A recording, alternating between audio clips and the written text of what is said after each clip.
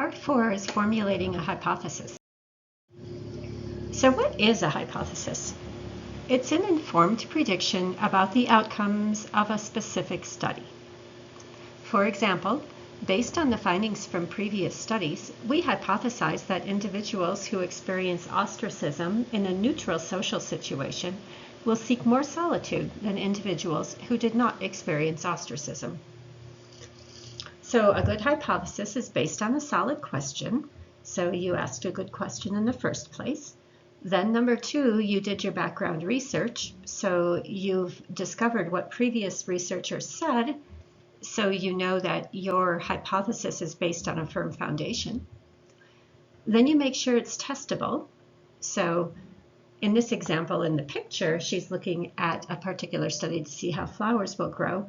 But working with people, you want to determine whether you can actually expose people to the conditions of interest and measure the dependent variable. And then with that in mind, make sure that you have independent and dependent variables that you can work with. So the lit review leads to the gap, leads to the hypothesis. So the specific research hypothesis will be located at the end of the lit review. You'll build the case for this need for this study as you write the lit review, and the hypothesis will be reliant on finding the gap in the research literature, the question that hasn't been answered. Once you discover the unanswered question, you can write your hypothesis like this. If, and then you'll reference the gap in the literature or the unanswered question.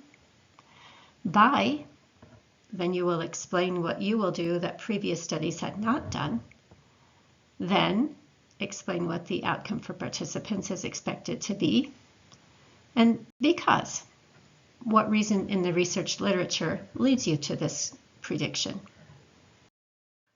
So here's an example.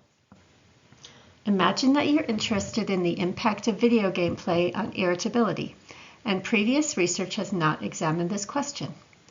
However, further imagine that a research study by Tangen et al. 2020 has shown that overexposure to blue light is linked to irritability.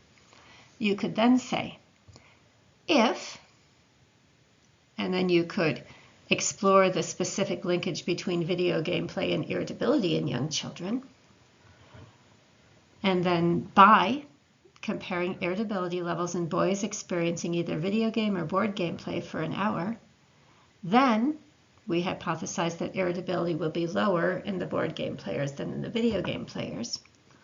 Because previous research, for example, Tangen et al. 2020, has shown a connection between blue light, which is present in video game screen emissions, and irritability. So it might look like this. Although previous research explored many outcomes related to video game play, irritability just after gaming has not been explored. If we venture into this gap by comparing irritability just after gaming in teen boys who play video games and those who play board games, we predict that it will be significantly higher in the video game players because previous research, for example, Tangen et al. 2020, has shown a connection between blue light, which is present in video game screen emissions, and irritability. So if, by, then, because are the main components of a hypothesis. So looking at it a little bit more, we're going to be using future tense in writing the hypothesis because you're proposing research that will take place in the future. And so you're going to write as if the research is a certainty and will definitely be conducted, using phrases like we will do this rather than we would do this or we hope to. So here it goes again. If we change this aspect of previous research by doing what? Adding, subtracting, exchanging, doing. Then this will occur because this factor will no longer affect outcomes. So here's some more examples. This is the Murray study that we've been working with a little bit here. This article examines the correlates of egocentrism in romantic relationships. We hypothesize that egocentrism, projecting one's own qualities, values, and experiences onto a partner who does not see those same attributes in himself or herself, provides a critical foundation for feeling understood and being happy. Specifically, now here's the hypothesis, we expected more egocentric intimates to report greater satisfaction. That is, we expected dating and married intimates to be happier in their relationships when they perceived similarities between themselves and their partners that were not warranted by their actual similarities. So if we tease this apart into if, by, then, because, the if is here if we compare marriage satisfaction between pairs who are different in focus on self, by measuring egocentrism, then we will find that egocentric individuals report more satisfaction because such individuals preserve greater similarities between self and partner. So that's kind of how we can parse out this paragraph a little bit. So here is a second example. See if you can identify the if, by, then, and because. So reading this sentence, this two sentences from the paper, it was hypothesized that measures of cultural identity would be associated with adolescents' reports of psychosocial adaptation in three important domains: school functioning, psychological and behavior functioning, and social functioning.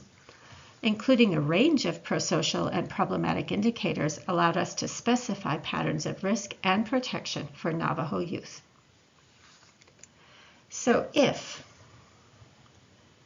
what is it that they're changing from the previous research?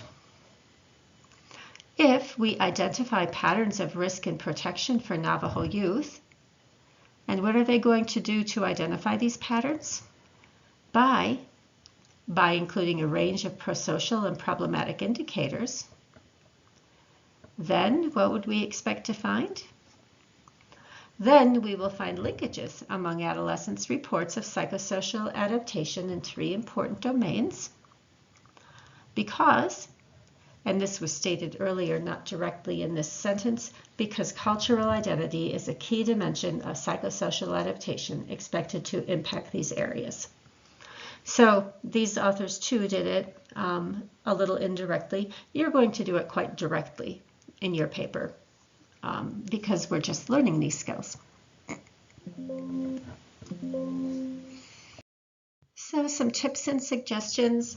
Try not to have broken rungs on the ladder. So you're building a logical ladder to your hypothesis, and make sure that you fill in every piece that you need to build your logical linkages. So take notes, record key information about the studies you read. That will help you recall where key information is located. Limit yourself. Don't try to cover everything written on the topic. Choose the studies that are most relevant to your topic. And keep focused. Direct all of your writing to the key purpose of the lit review with no breaks in logic, unveeringly showing that your work fills a gap.